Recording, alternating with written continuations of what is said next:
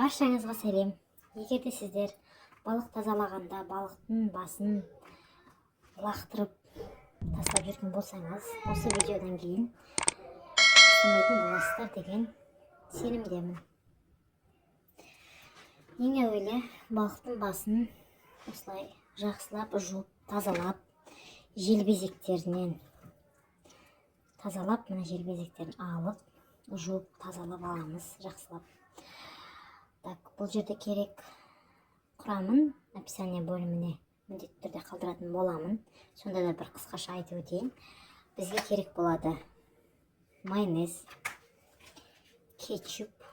Кетчуп деген осындай, менде қандай түрін қолдансаңыз өзіңіз білесіз. Майонез, тұз керек болады. Тұз және чеснок, сарымсақ. Қазір бәрін жақсылап, мұқияттап көрсететін боламын. Бұл біздерде кешкі ас болайын деп тұр. Так, балаларым болғандықтан, балалар білесіздер ғой, балықты көп қуырған балық болмаса, бұлайынша көп жей бермейді. Сол себепті мен ішіне картошка араластырайын деп тұрмын. Жуып тазаланып осындай қылып кесіп алдым. Балығымыз тез пісетін болғандықтан жіңішкелеп осылай турап алдым. Және бір сәбіз қостым ішіне.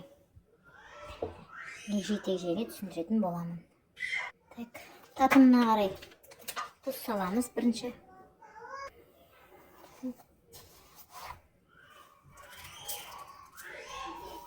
Кетчуп салатын болғандықтан мен кетчуп кішкене ашылау.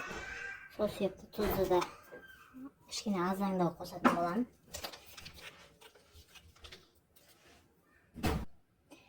Майонез.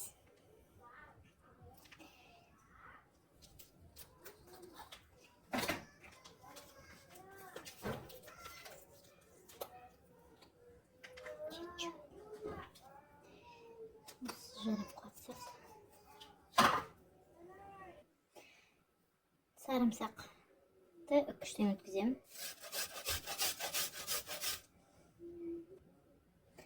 Егерде сарымсағыңыз шағындау кішілеу болса, екеу, үлкенде болса, біреуін қолдансаңыз болады.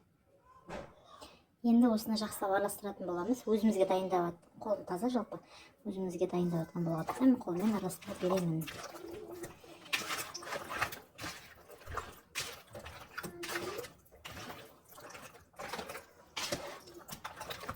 Егерде маринадтар аузын жауып, кішкене қоя тұрам десеңіз, өзіңіз білесіз. Бетін жауып, кішкене тұз сүнгенше қоя тұруға да болады. Мен қазір бірден пісіре берем.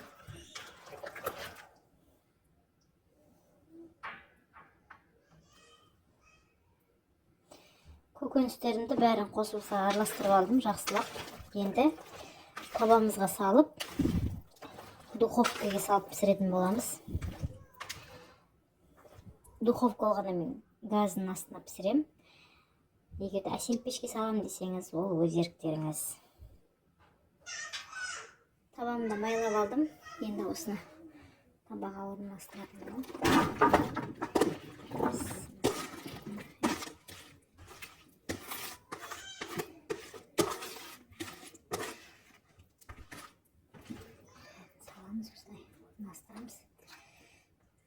Бәрі бірге пісіп шығатын болады, ешқандай да қорқыныш жоқ.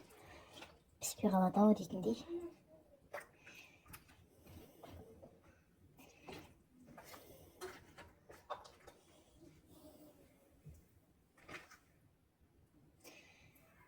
Осылай, енді осыны апарып духовкаға салатын боламыз. Орташа отта. Осы минутта піскенге айтам. Осымен дәмдейтін енді күшті болады. Осымен үшінші рет жасайын деп тұрмын. Жасап жатырмын осымен үшінші рет. Вау, қыздар, міне дайын болды кешкі асымыз. Где-то 40-45 минутта 180 градуста пісіп шықты. Міне көріп тұрғандағыңыздай жұмсақ балығымыз күшті пісті. жасап көріңіздер, астарыңыз дәмді болсын.